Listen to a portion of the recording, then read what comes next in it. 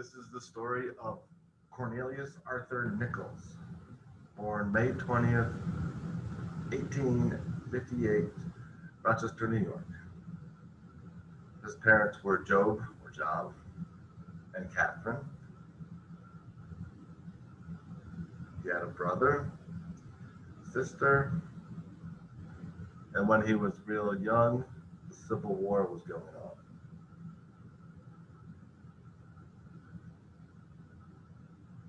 Right here is eventually what he would buy, and that would be his business for his entire life. In 1872, they did not own it yet.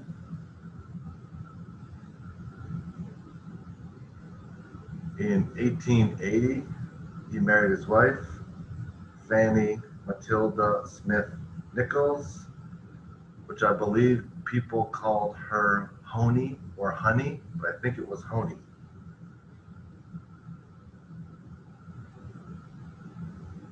His son, Cornelius Jr., which people called Artie, was born. His daughter, Ruby, was born September 22nd, 1884. And here's the first picture of Cornelius Arthur.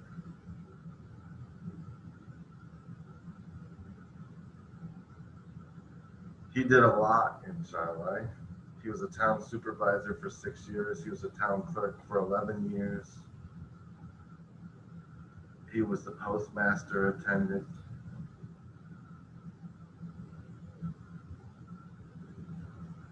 This is what their house looked like.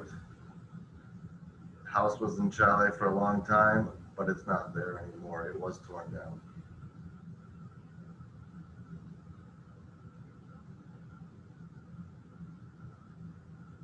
From a history book explaining what he did.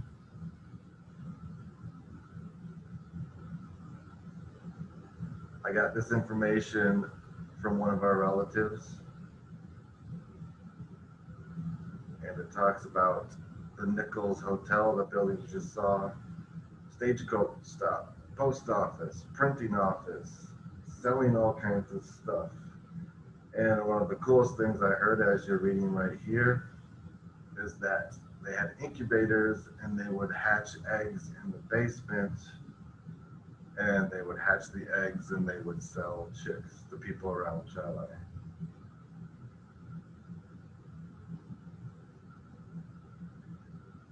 He was about 30 or so when this painting was done. And here is Artie and Ruby.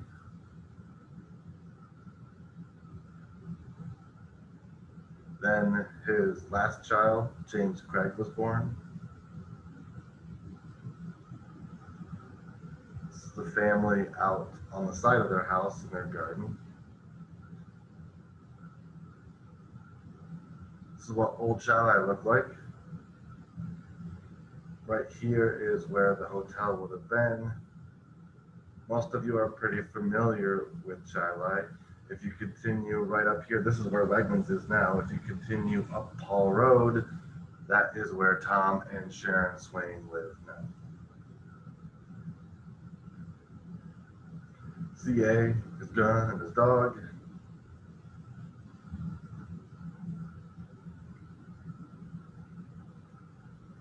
I found online a whole bunch of receipts that were for sale, and I was able to take an image, take a snapshot of a bunch of those receipts that were from himself, C.A. Nichols.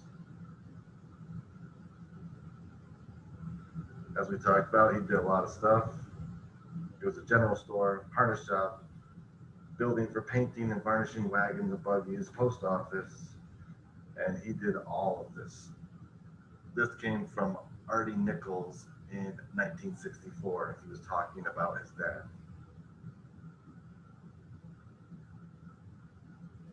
There are his children, Artie and Ruby, on the side of the house.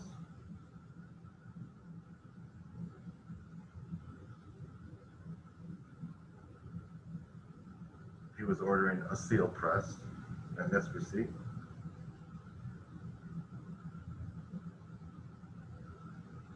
This is talking about the saloon or the bar that was in the Nichols Hotel.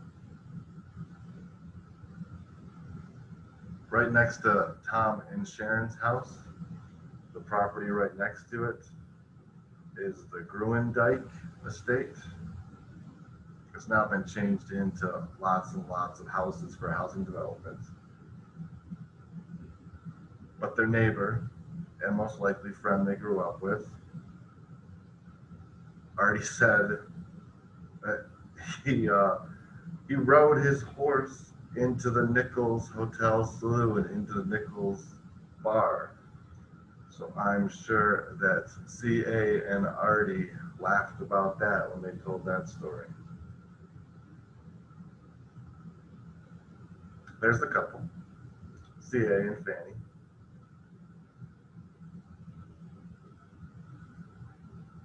This is what their parlor looked like in the picture. CA, Fanny, Artie, and Ruby. Not sure why the youngest son is not in the picture. Must have been nap time.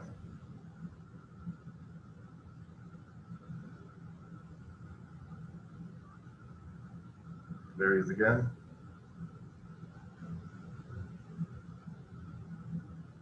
They took an awesome trip, as Ruby said. When she was 11, they went to the Thousand Islands. And she collected a few pretty stones.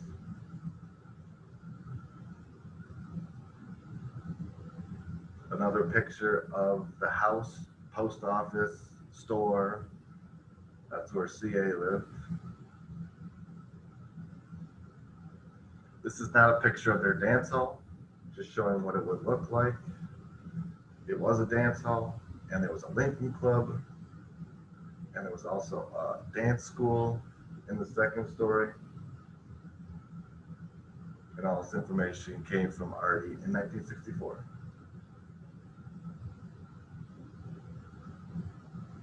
This is from a journal that Ruby wrote in. Across the street was the Hendersons, and it must have been definitely a big life event when one of the Henderson barns went up in flames and burned down, losing about 400 bushels of grain. That's what Ruby said. His father passed away when he was 40.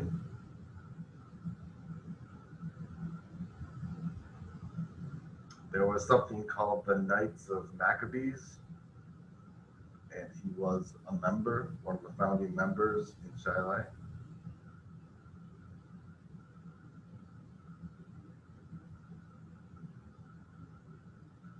One of the articles that Artie was talking about or wrote, he said that the Maccabees wore capes.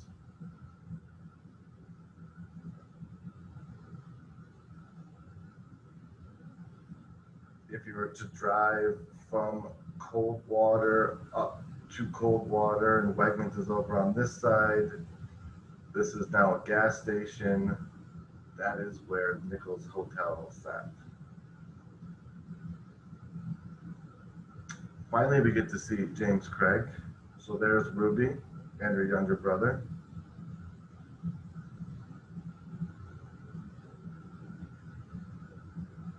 Out front of the Nichols Hotel is the Chilai Post Office, as it says on the sign. Another of the receipts.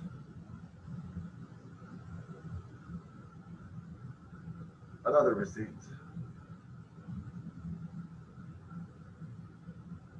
This is from Artie. George Miller first ran a meat market, and then Henry Patterson and himself, Mr. C.A., started to take over the meat market. And they had a wagon route where they drive all around Shiloh selling meat and vegetables. And they also went to Mrs. Love's boarding house.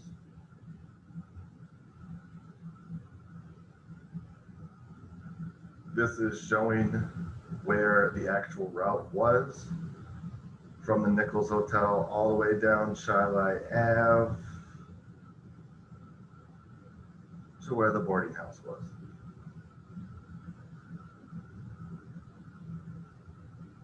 This is modern day. This is where the Nichols Hotel would have been. Archer Road is still there. This road's still there. Those are the main roads on the map. Lots of houses now.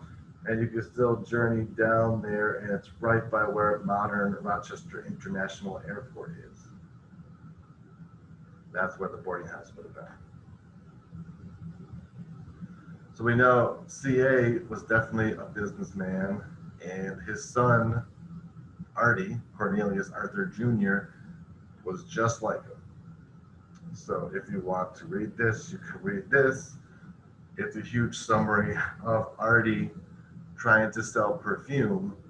And if he got people to sell perfume, he would give them an airship for free.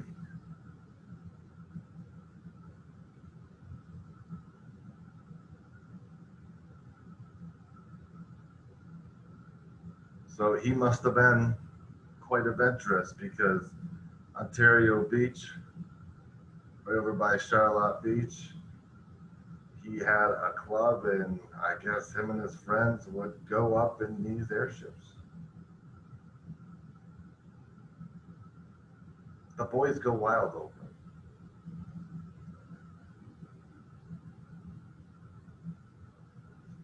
This is probably my favorite of the receipts. It talks about the purchase of a buggy or a wagon.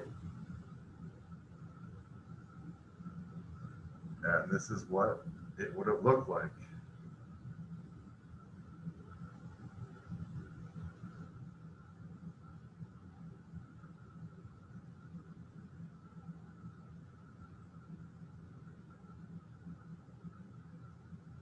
To show kind of what a delivery wagon would have looked like, here is one. It's not actually his, but driving around Shiloh with his meat and vegetables and other goods to sell is the C.A. Nichols Co.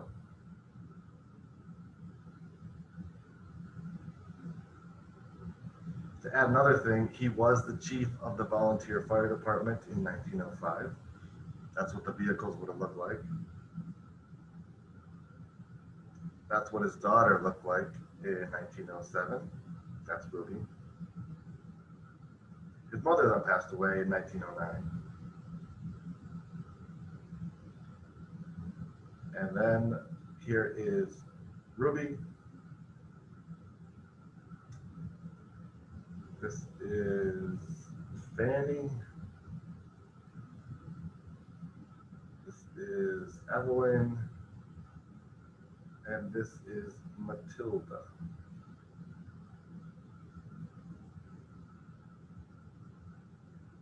There's Ruby with Evelyn.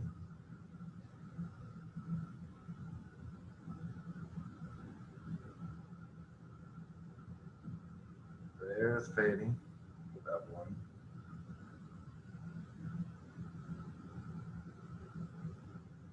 So he was alive for the Civil War, and he's also alive for World War I. I still have to do some more research, but I'm pretty sure that his youngest child, James Craig, died in World War I.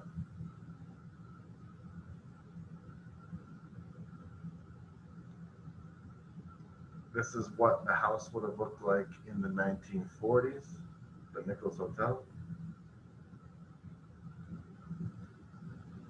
And in 1967, the house was sold to Mobil Oil Company, and it was torn down.